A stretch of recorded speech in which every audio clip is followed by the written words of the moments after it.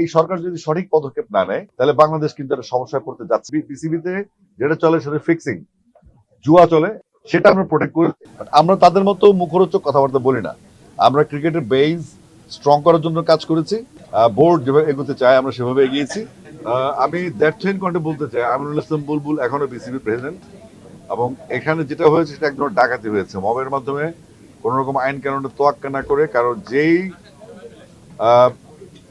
তদন্ত কমিটি গঠন করেছিল ক্রীড়া পরিষদ, সেই তদন্ত কমিটির রিপোর্টে এই বিসিবি বোর্ড ছিল বৈধ, এবং পরবর্তীতে তারা একটা রোবারি করে এটাকে অবৈধ আখ্যা দিয়ে তারা কোন রকম সরকারি প্রজ্ঞাপন ছাড়া তারা বিসিবি অফিস দখল করে ফেলেছে একটা মবের মাধ্যমে।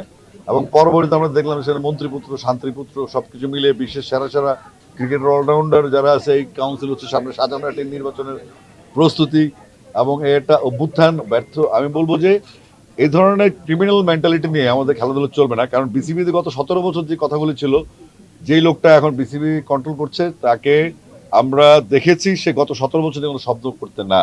এবং বিসিবিতে যে এখন যে কাজগুলো হচ্ছে আমরা সেগুলো করে আসছি। আমরা যে 6 মাস কাজ করেছি, এই 6 মাস তারা অনেক চেষ্টা করেছে আমাদের ফল ধরতে, আমরা কি করেছি না করেছি। বাট আমরা তাদের মতো মুখরোচক কথাবার্তা বলি না। আমরা ক্রিকেটের বেস স্ট্রং করার জন্য কাজ করেছি, এবং ক্রিকেটের বেসটার জন্য আমরা যেভাবে একটা ইন্টারন্যাশনাল বোর্ড যেভাবে এগোতে চায় আমরা সেভাবে এগিয়েছি। আমাদের যেহেতু আমরা এখন বিশেষ করে আমিনুল ইসলাম বুলবুল বাংলাদেশ ক্রিকেট বোর্ডের প্রেসিডেন্ট, এবং আমরা আজকে রিট করেছিলাম, সেই রিটেও আমরা খুব একটা ফলাফল পাইনি। কারণ হচ্ছে কোর্ট আমাদের কথা বলার সুযোগ দেয়নি। এখন কোর্ট নিয়ে কথা বলার জন্য আমাদের লয়ার আছেন, তিনি কথা বলেছেন ওখানে প্রেসের সাথে। আমরা মনে করি এই বিসিবি বোর্ড যেটা সেটা সম্পূর্ণ অবৈধ, সরকারি প্রভাব খাটিয়ে সরকারকে বিক্রি করে সরকারের যে বদনাম হওয়া দরকার ছিল সেই বদনামটা অলরেডি তারা ইনকাম করে ফেলেছে।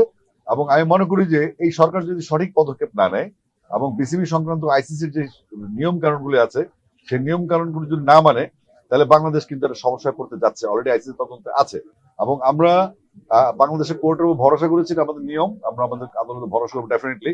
পাশাপাশি আমরা আইসিসি কমপ্লেন করেছি, এবং আমরা ইন্টারন্যাশনাল স্পোর্টস কোর্ট যেখানে আছে সেখানে আমরা অলরেডি অ্যাপ্লাই করেছি। আমাদের কাজ হচ্ছে। আমরা চাইবো যে বাংলাদেশ ক্রিকেট বোর্ডের এই 17 বছরের পাপ ধামাচাপা দেওয়ার জন্য এবার বসছে।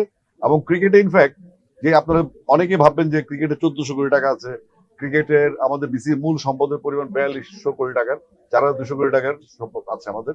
কিন্তু এই টাকাটা মূল ব্যাপার না। এই টাকাটার ক্ষেত্রে বিসিবিতে যেটা চলে সেটা ফিক্সিং, জুয়া চলে, এবং এই জুয়াটা আমরা আটকেছি 82%। এবং এই জুয়াটাকে তারা, আপনি যদি মনে করেন যে বিসিবির টাকা খরচ করছে, এটা জাস্ট আইওয়াশ।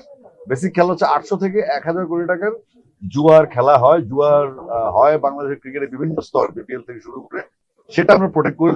এবং আমরা অনেক অনেক কাজ যেগুলো বিসিবি তো হতো ক্রিকেট নিয়ে, যেমন আপনি মনে করেন 1 কোটি টাকার টিকিট হিসাবে পাওয়া যেত না, এরকম অনেক শত শত পয়েন্ট আমাদের কাছে আছে। আমরা আস্তে ধীরে এগুলো ব্রিফ করবো।